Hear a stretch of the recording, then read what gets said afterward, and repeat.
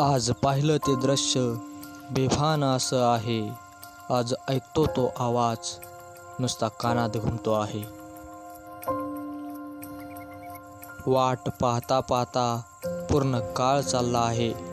निसर्ग सौंदर्याची चमक कुठेतरी हरवली आहे.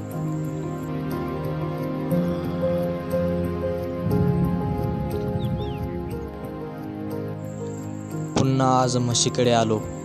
पाहतो तर ती आज पण आली नाही. तिच्या अंगावर बसणं आणि तिच्या अंगावरले किडे खाणे हे म्हशीसाठी किती लाभदायी होतं. पण आज मात्र तिचा मित्र हल्ली सापडत नाही.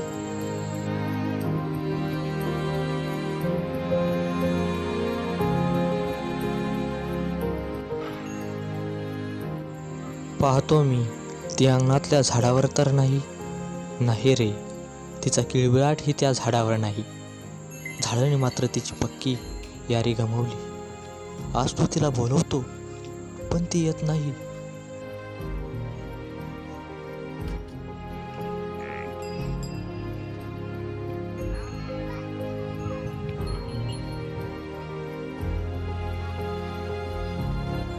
आज सर्व काही बंधनकारक आहे. तो आवाज पुन्हा तिला बोलवत आहे. तिचा मित्र तिला पुन्हा हाक मारत आहे.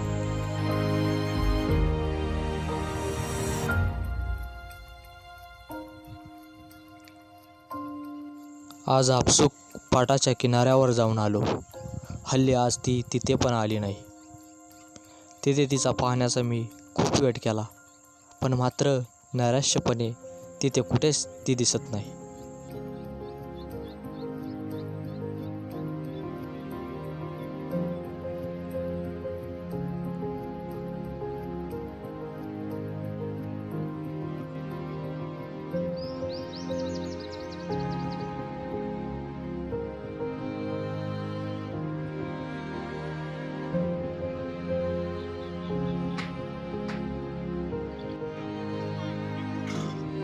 बघा ना, निसर्ग पण किती छळतो ना.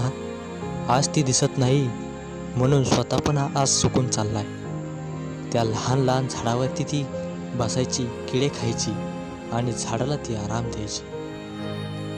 आमचं वस्तीवरचं गेट जणू तिचं माहेरच. आमच्या वस्तीवरच्या गेटवरती यायची आणि थोडा विसावा घेऊन जायची. आज मात्र ती तिथे फिरकतही नाही. 2 दिवसानंतर तालुक्याला आलो होतो. तालुक्यात तर खूप आवाज आणि खूप ध्वनी प्रदूषण आढळून आलं. मग विचार केला ते इथे येऊ शकत नाही.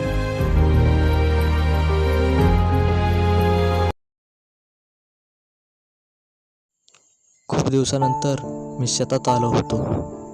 मला शेतात एक छोटंसं घरटं दिसलं. मी त्या घरट्याकडे गेलो. घरट्यात पाहिलं, मला ती दिसली. दिसताच मला खूप आनंद झाला व तो आनंद मी डोळ्यात सामावून घेतला. खूप वर्षांनी ती माझ्या अंगणात पण आली. जणू माझं अंगण तिचीच वाट बघत बसलं होतं.